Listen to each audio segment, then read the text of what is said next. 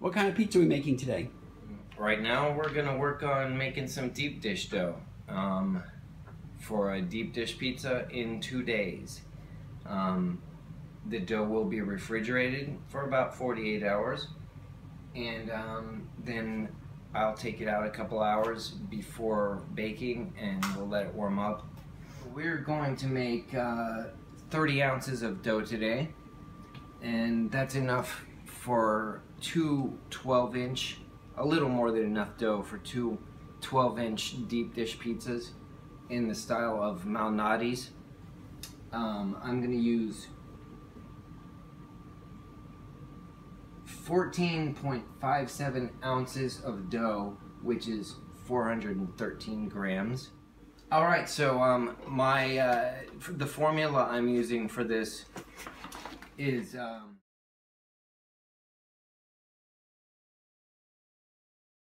I'm using the flat beater instead of the dough hook because I don't want this dough to be mixed. I just want it to come together as one piece. The dough hook develops the gluten.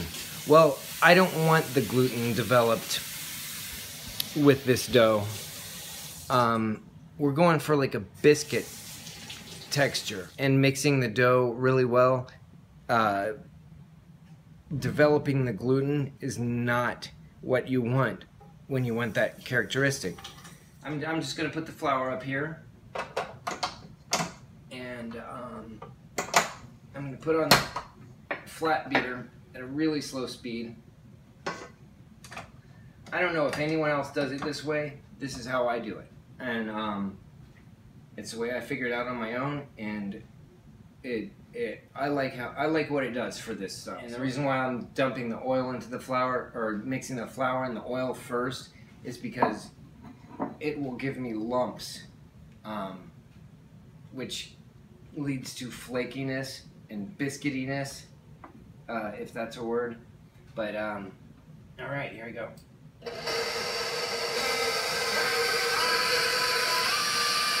Oh, flour's going everywhere.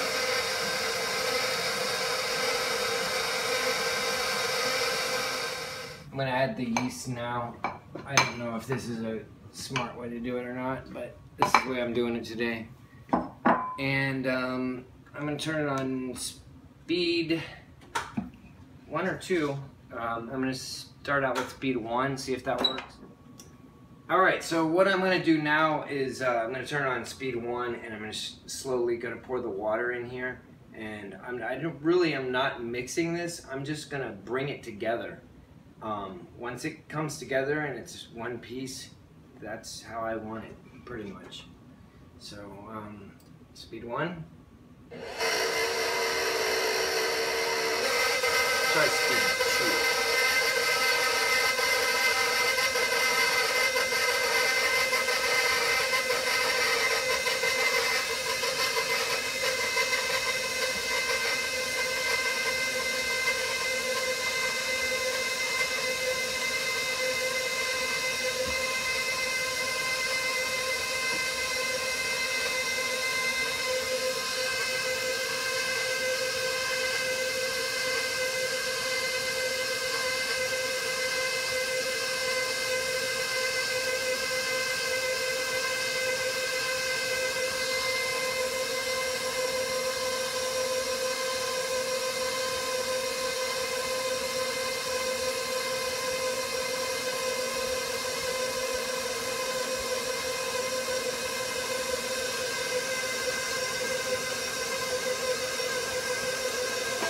I'm just gonna let this mix for, usually I would have stopped it by now, but I'm just gonna let it basically come together. Could you get a shot of it? And that looks good enough, so I'm gonna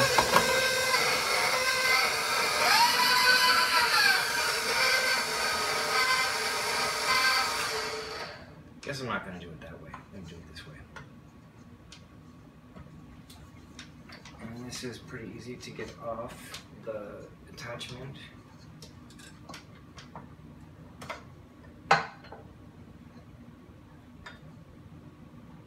it's been a while since I've done this, and I've probably changed my model of how I do it in my head. You may have noticed that I'm not putting any salt in this dough. That's because salt is not listed on Malnati's to go, and that's a huge hint that there's no salt in their dough. And I think I understand why there's no salt in their dough, and it's because it makes the crust taste a hair sweeter than normal crust with salt in it. Like a New York style crust is going to have, for me, 1.75% salt, and that's going to be a note. It's not going to taste salty, but it's going to be balanced. This has no salt. All right, this dough feels pretty good. How's it feel? It feels, I don't know how to describe it. It feels like dish dough. Do you want to feel it? Not too soggy? It's just, it feels like that. What did I say, 413? I think it was 413. 414.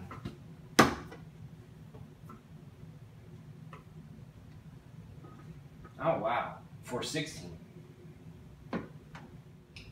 413. I used to not make dough balls out of this style dough, and I'm inclined to think Malnati's does not make dough balls, but that's what I'm doing if I can. It's really hard when everything's at your chest level, because your arms are also at your chest level, and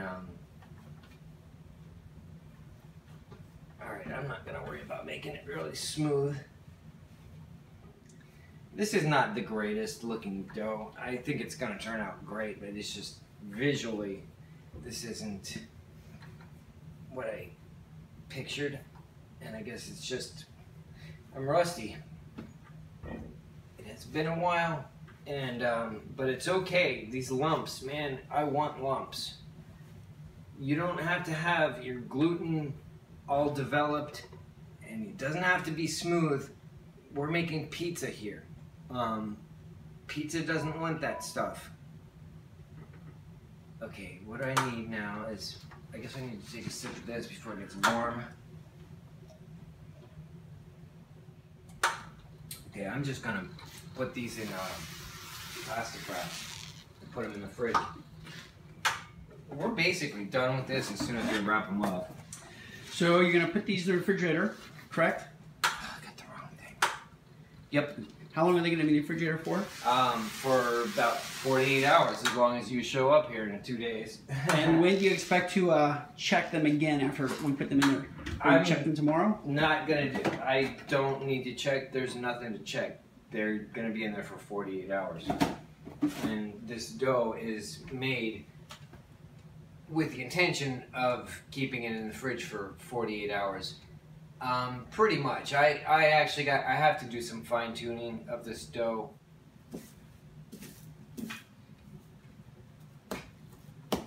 So I'm just going to put this in here and fold it over like that. There should be enough oil in the dough that it won't get sticky or anything. Excellent. And the plastic won't interfere with its rising? Nope. Let's see. We might have to make room in the fridge. I haven't really thought about that yet. I don't think I want people to see the inside of this fridge. I'll go ahead and get this other one finished. And then we'll make New York style dough.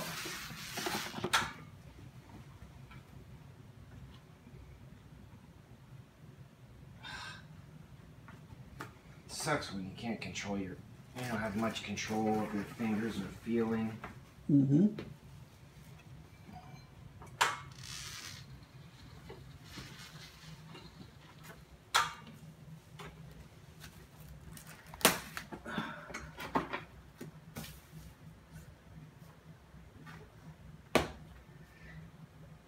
I have to stop it. The battery just went down.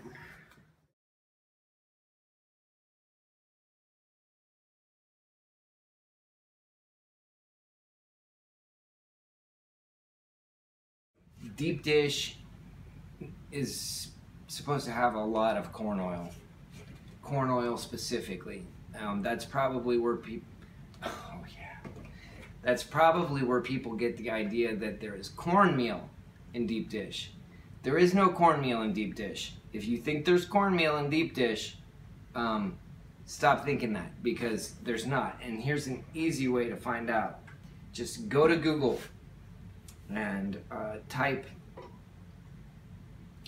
Malnati's to go, I think. Maybe put it in quotes and then do an image search, because it will show you pictures of Malnati's to go and its packaging, and it has the list of ingredients for the dough, for the sauce, for maybe even the cheese.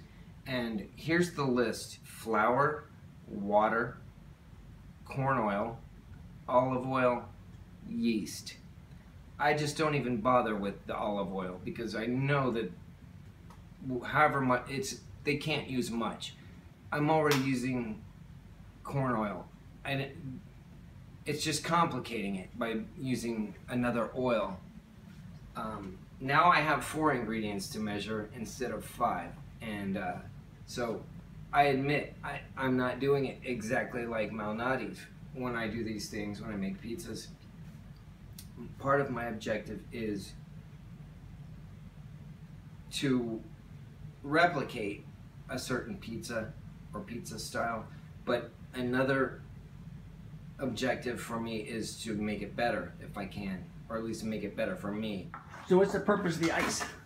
I want cold water. I don't want this stuff rising real fast. You know, like if I put hot water in, it's gonna rise. Even if I put it in the refrigerator right away, it's still gonna rise, because it's gonna take a long time for that hot water to cool down. And I want it to rise, I just want it to rise really, really slowly, which is why I'm putting it in the fridge. So the cold water slows the timing for rising. Perfect. And it makes it tastes better too. Like, versus rising at room temperature in 2 hours. If you can do in 2 hours what it takes 2 days to do in the fridge is gonna be just better. The dough is gonna taste better. That's all subjective, of course, and that's my opinion, but I'm right. Since I ate that pizza long before I finished editing this video, here's a short critique of the pizza I made.